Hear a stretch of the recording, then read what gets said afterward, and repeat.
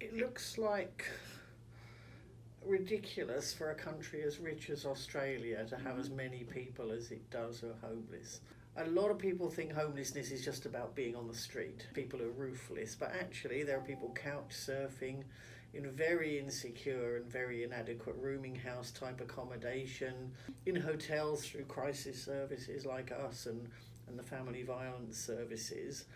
So it looks like something that can happen to an awful lot of people. A lot of people are like one paycheck away from potentially losing their homes. So it's not just, obviously there are people on the street, but that's a very small proportion of people who are homeless. Most people are getting shelter somewhere, but not somewhere that's secure or that's adequate or that's safe.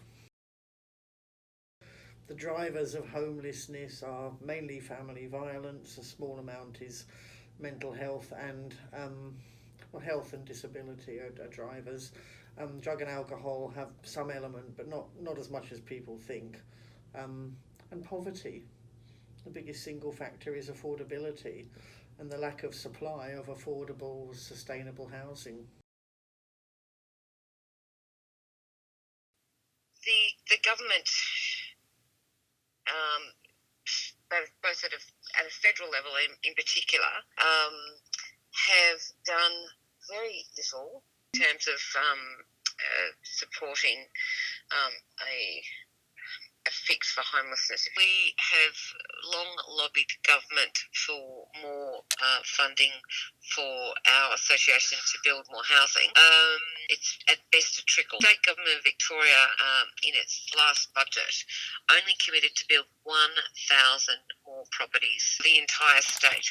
At the federal level, they're offering low interest loans to community housing providers. And that's great and that's fine, but that's not a long term solution either. That requires housing associations to borrow heavily to invest in properties. What we need is real government investment, both at a federal and state level, and a commitment to building lots of properties and quickly. I think it's a stopgap measure at best.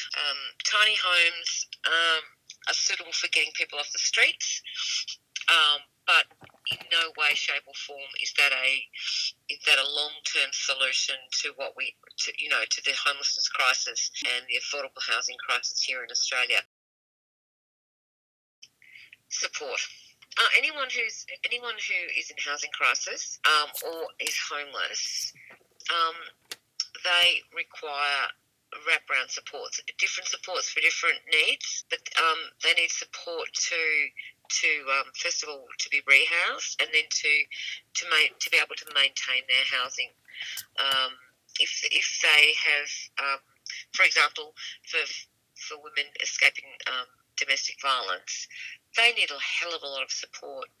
They may need physical support, they may need emotional support to restart their lives. They might need financial counselling.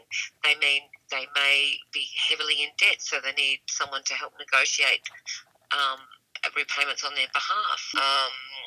They may have literacy issues, so therefore they're not necessarily aware of all their rights and obligations as a tenant. Look, it's never ending. The people need support, and they need to be encouraged to and educated about how to maintain their housing, and whether that's budgeting skills. Yeah, so we're trying to break a cycle. Some of the youth projects do things called foyers. The youth agencies, I should say, do a thing called foyer, where you get accommodation but also training and support to finish your education, to learn skills, to learn sort of general life skills, how to budget, how to cook, etc., which you may never have learned, but also how to run a home,